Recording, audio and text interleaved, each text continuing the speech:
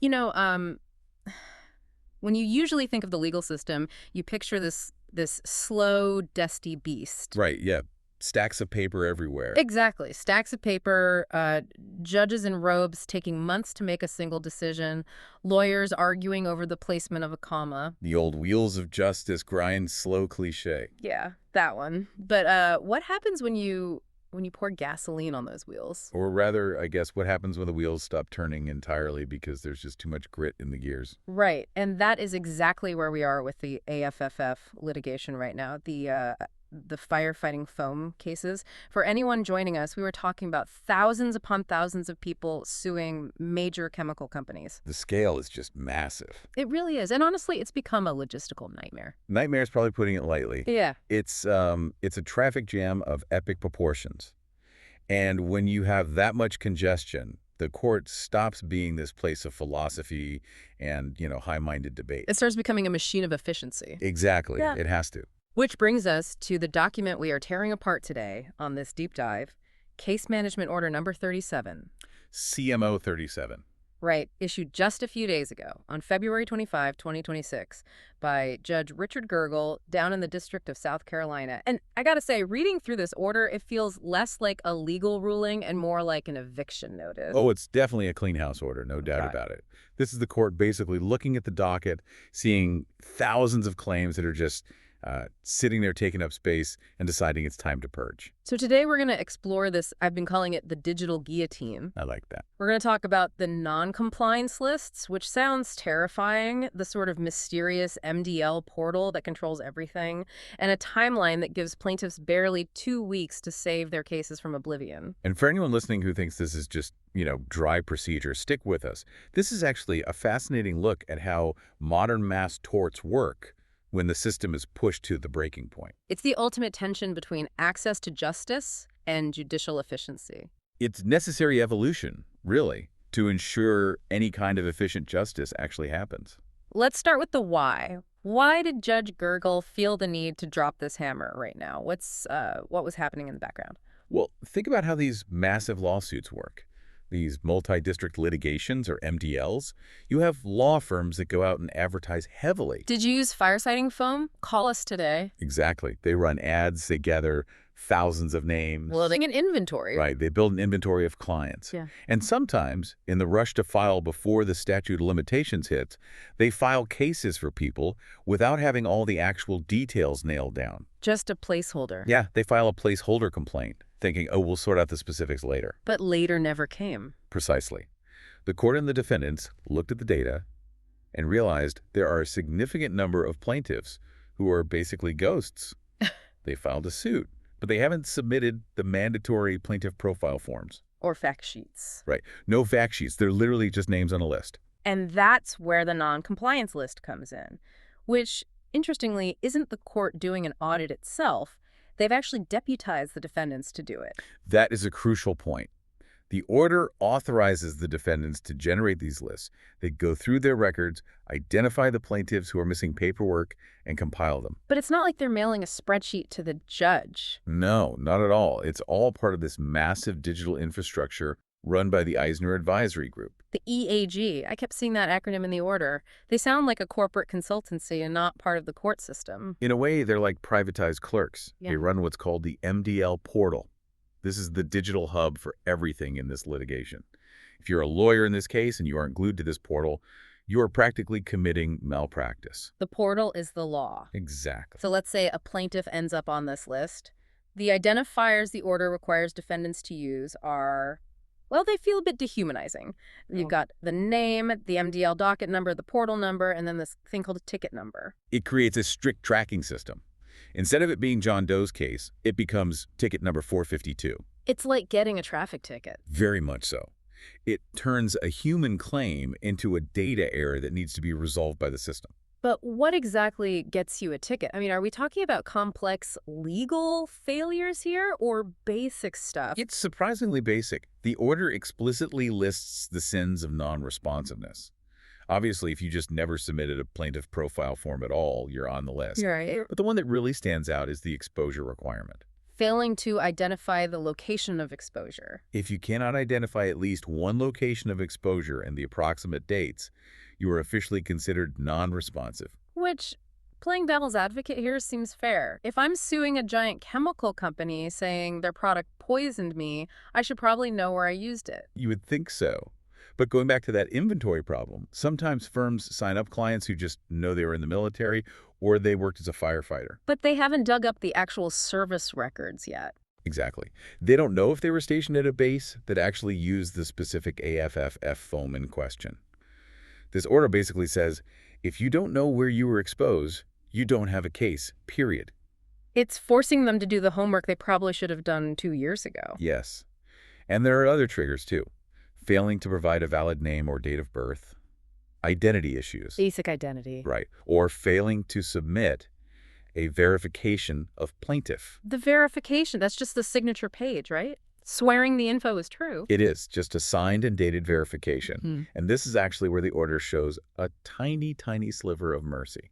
I noticed that it's like a hidden escape hatch in the middle of all this strict procedure. It really is. Yeah. If the absolute only reason you are on the non-compliance list is that you forgot to sign that verification page. Meaning you filled out all the data, you listed the exposure sites, you did the heavy lifting. Right. If you did everything else right but missed the signature, you get a pass. A temporary pass, though. Correct. The defendants automatically provide a 90-day window to get that signature uploaded before they can move to dismiss. Why the leniency there and literally nowhere else? Because a missing signature is just a clerical error. It's sloppy lawyering, sure, but it doesn't mean the case is inherently fake. Ah, okay. Whereas missing the location of exposure suggests the claim has no actual merit yet. The court is clearly distinguishing between sloppy lawyering and empty claims. Okay, but if you aren't in that lucky missing signature group, if you actually miss the forms or the core data, the timeline they give you is brutal. It's an absolute sprint. Once you are named on a non-compliance list and served via the MDL portal, you have exactly 14 days to fix it. 14 days. 2 weeks. That's it. And that's 14 calendar days, mind you, not business days. Yeah. The clock starts ticking the exact moment that notification hits the portal. They explicitly call it the cure period. And you can't just, email the defense lawyer and say, hey, sorry about that, here's the PDF file. Absolutely not. The order is incredibly explicit on this.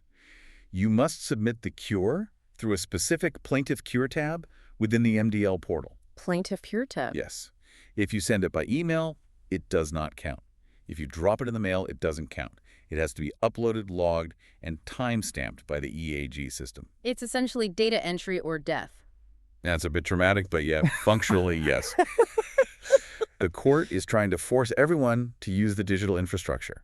They want a clean, searchable database, not a messy inbox of emails. What if 14 days just isn't enough? Life happens, right? People move, old military records take months to request from the government. Can you ask for more time? You can, but the window is tiny. You can request an extension, but you have to do it before the 14 days are up. Before it expires. Exactly. And the order specifically warns lawyers not to request extensions as a matter of course. Meaning, don't just set up an automated system to request an extension for every single client on the list. Right. You need an actual reasonable need. And the defendants have to respond to that request within 48 hours, or the end of the next business day. It's designed for speed. The days of dragging discovery disputes out for months are totally over. Now, this is where it gets really interesting for me. The order splits the plaintiffs into 2 distinct groups. It's like a before and after picture, centered entirely around March 1st, 2025. The great bifurcation. This is crucial for understanding the whole strategy of CMO 37. Let's talk about Group 1 first, the old cases. These are the people who filed their lawsuits before March 1st, 2025. If they end up on the non-compliance list and fail to cure the defect in those 14 days, what happens? The defendants can move to dismiss with prejudice. With prejudice. I always feel like that term is super confusing for non-lawyers. It sounds like the judge has a personal bias against the plaintiff. It does sound like that. But in legalese, with prejudice simply means final, done. It means the case is dead, buried, and paved over. You cannot refile it. You cannot fix the paperwork later. If your case is dismissed with prejudice, you are permanently out of the AFFF litigation. That is a massive blow, especially for the law firms footing the bill. It's an extinction event for those claims. Think about the business model here. A firm might have spent millions of dollars on television ads to sign up those clients. If 500 of them get dismissed with prejudice because a paralegal couldn't get a form uploaded in 2 weeks, Wow. that is a total loss on their investment. It effectively burns the dead wood from the docket. Ruthlessly. Okay, now let's look at Group 2, the new cases. These are cases filed on or after March 1st, 2025. They have a different set of rules, and honestly, the bar seems so much higher for them from the jump. It is much higher. These plaintiffs aren't just subject to the basic profile forms from CMO 5 or 31. They're subject to CMO 35. CMO 35, which sounds like the boss level of this whole game. It basically is. It's the medical records requirement. And this is a total game changer for mass torts. For these new cases, you can't just check a box saying, I believe I was injured by your product. You have to provide actual evidence of diagnosis. Like actual medical records showing you have the specific condition you're suing for. Correct. And here is the real kicker. The order presumes that these records existed before you filed the complaint. Wait, really? So I can't file the lawsuit in June to beat a deadline and then go to my doctor in July to see if I'm actually sick? No, you cannot. The court's logic is you shouldn't have sued if you didn't already have proof of an injury. This stops the file first, investigate later tactic dead in its tracks. So if these new cases fail to provide those medical records or fail to cure a defect in the 14 days, they get dismissed too. But the order says for them, it's without prejudice. Right. Which sounds much safer at first glance. Without prejudice means you can theoretically refile the case. It's not a permanent forever ban. So it's a do-over. Not quite a simple do-over. It's a do-over with a heavy, heavy penalty.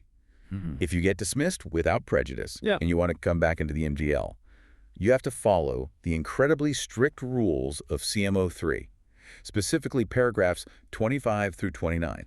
What does that mean practically? It means it's not a free pass. Right. You likely have to pay a brand new filing fee. Yeah. And you have to have all your evidence, medical records, and profile forms absolutely perfect and ready on day 1 of the new filing. It totally disrupts their workflow. Completely. And crucially, the history of your failure travels with you.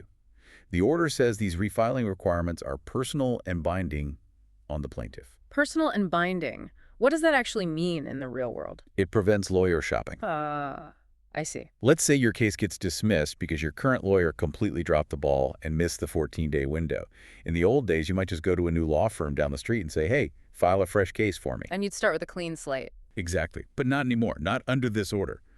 The personal requirement means your history of non-compliance is essentially tattooed on your forehead. Even if you hire the best, most expensive mass tort lawyer in the country for your second try, you still have to meet those strict refiling requirements because you failed the first time.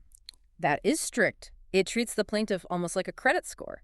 You carry your bad marks with you to the next firm. It closes the loop. It prevents law firms from gaming the system by just dropping and recycling failed cases through different channels. Let's talk about the actual dismissal process itself, because even the paperwork for kicking people out is being streamlined by the judge. I saw page limits for the motions that looked impossibly short. Oh, they are aggressive. If the 14 days pass and there is no cure uploaded to the portal, the defendants file a motion to dismiss. And that motion, it's limited to 5 pages. 5 pages. I've written grocery lists longer than that. And the plaintiff's opposition brief is also limited to 5 pages. The defendant's reply is limited to 3 pages. What is the judge's message there? The message is loud and clear. We do not care about your story right now. Judge Gergel doesn't want a 20-page brief outlining the tragic history of firefighting foam exposure. He just wants a checklist. Exactly. Did they file the form? No. Did the 14-day cure period pass? Yes. Did they upload a cure to the MDL portal? No. Boom. Dismissed. It turns the judicial decision into a binary algorithm. Yes or no. 1 or 0. In or out. Efficiency over nuance. When you have upwards of 50,000 cases, you simply cannot afford nuance for procedural failures. Is there any hope at all? Is there a Hail Mary for a plaintiff who gets caught in this machine through no real fault of their own? There's a tiny, tiny window for reinstatement. Even after the case is officially dismissed, a plaintiff has 14 days to move to reinstate the claim. But you have to bring the goods, right? You can't just ask nicely. You absolutely have to bring the goods. You can only move to reinstate if you attach the fully compliant fact sheet, or the missing medical records, directly to the motion through the portal. You have to show up at the door with the completed ticket in your hand. You can't just promise to find the records later. And there was one other safety valve I saw towards the end. paragraph 26, the statement of hardship. Yes. This is basically the one nod to human frailty in the entire document. Because sometimes life actually does explode. Right. If a plaintiff has what the court calls unusual and/or extraordinary circumstances, they can file this statement of hardship, like maybe their house burned down and all the physical records are inside. Or they were in a coma during the 14-day cure period. Real disasters. Yeah. But notice the specific language used. The court and defendants may consider it. It's entirely discretionary. It's not a guarantee. Not at all. And it clearly implies that excuses like my lawyer was busy with another trial or I forgot the deadline do not constitute a hardship. It has to be something external that made compliance literally impossible. So it's a very narrow escape hatch. Extremely narrow. I wouldn't want to rely on it. So when we step back and look at this whole machine, the EAG portal, the non-compliance lists, the 14-day countdown clock, the privatized clerks, essentially running the show, what is the big picture takeaway here? The big picture is that the barrier to entry for mass tort litigations is rising dramatically. How so? 10 or 15 years ago, you could file a lawsuit on a napkin and figure out the details in discovery 2 years later.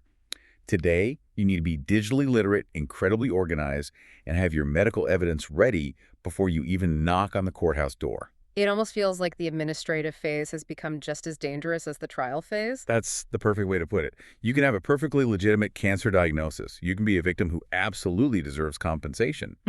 But if your firm cannot navigate the Eisner portal, or if you miss that 14-day window because of a spam filter, You're done. you're done. You lose on a technicality before you ever get to argue the actual merits of your case to a jury. It's a system where the process itself acts as the primary filter. And it forces the plaintiffs, and really the law firms managing them, to stop treating these cases as bulk inventory and start treating them as individual urgent responsibilities. So for you listening to this, whether you are directly involved in the AFFF litigation or you're just watching the legal world evolve from the sidelines, the lesson is crystal clear. Check your email. And check the MDL portal. Don't rely on the mail. Because in the modern legal system, if you aren't perfectly formatted in the database, you simply don't exist. That's the harsh reality of CMO 37. Which leaves us with a provocative thought to chew on.